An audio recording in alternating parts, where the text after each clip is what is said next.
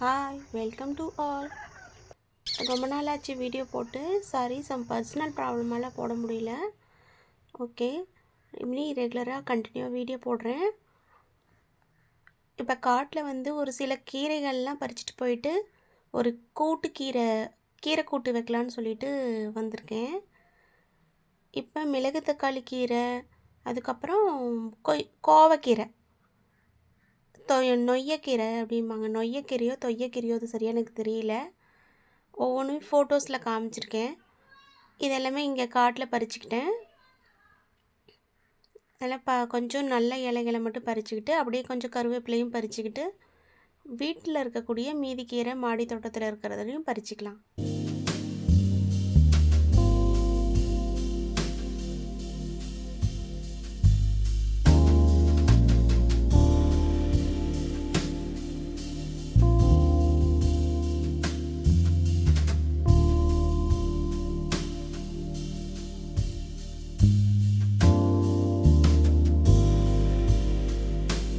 இது பார்த்திங்கன்னா கொடி பசலை.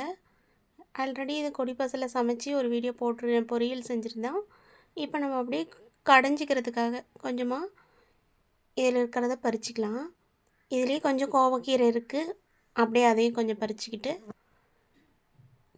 வாங்க நம்ம தோட்டத்தில் போயிட்டு அப்படியே செடி பசலையும் இருக்குது, அதையும் கையோடு பறிச்சிக்கலாம். அதுபோல் மாடி தோட்டத்தில் கொஞ்சம் பொன்னாங்கண்ணி கீரை இருக்குது, அதையும் கொஞ்சம் பறிச்சிட்டு வந்துடலாம். இது வந்து செடி பசலை, பிங்க் கலரில் பூ விட்டு அது அப்படியே வந்து பக்கத்தில் ஸ்ப்ரெட் ஆகி வரும். ஒரு தண்டு உடச்சி வச்சோமா கூட போதும், அது அப்படியே பிடிச்சிட்டு வந்துடும். அப்படியே கொத்து கொத்தாக வந்து கீரை கொடுத்துட்டே இருக்கும். அது எனி டைம் கொடுக்கும். இது வந்து ரேர் தான், நம்ம கடையில் வாங்க முடியாது. செடி பசலைம்பாங்க. இப்போ என்னென்னலாம் பறிச்சுட்டு வந்திருக்கேன்றேன். கருவேப்பிலை, இது பொன்னாங்கண்ணி கொஞ்சம் மாடி தோட்டத்துலேருந்து எடுத்துகிட்டு வந்தேன். பொன்னாங்கண்ணி கீரை, அது நாட்டு பொன்னாங்கண்ணின்னு சொல்லுவாங்க. பொன்னாங்கண்ணிலே நிறைய வகை இருக்குது. இது வந்து கொடி பசலை வந்து இதயத்துக்கு, கண்ணுக்கு, நுரையீரலுக்கெல்லாம் ரொம்ப நல்லது. இது செடி பசலை. அதுக்கப்புறம் வந்து இது வந்து தொய்யக்கீரைன்னு சொல்லுவாங்க. மிளகு தக்காளி கீரை, மணத்தக்காளி கீரை, மிளகு தக்காளி கீரை சொல்லுவாங்க. இது வந்து கோவக்கீரை. இது போக இன்னொரு ஸ்பெஷல் என்னென்னா கொமுட்டுக்கீரை, அம்மா கொடுத்து விட்டுருந்தாங்க ஒரு கட்டு போல். அதனால் அந்த கொமுட்டுக்கீரையும் வந்துட்டு இதில் நான் சேர்த்துக்கிறேன். இதுதான் கொமுட்டுக்கீரைன்னு சொல்லுவாங்க. இதெல்லாம் போட்டு அப்படியே வெங்காயம் தாராளமாக ஒரு 2 கைப்பிடி போட்டு, தக்காளி ஒரு 2 பழம் போட்டு, ஒரு பச்சை மிளகாய் ஒரு 2 போட்டு நம்ம அப்படியே தண்ணி லைட்டாக ஒரு டம்ளர் விட்டு நம்ம அப்படியே வேக வச்சுக்கலாம்.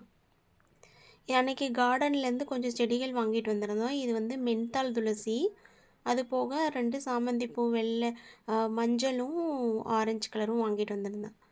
மணி பிளான்ட் வாங்கிட்டு வந்திருந்தேன். அது ஆல்ரெடி வாங்கியிருந்த ஒரு டெஸ்ட் டியூப் அந்த டெக்கரில் வந்து வச்சுருந்தேன்.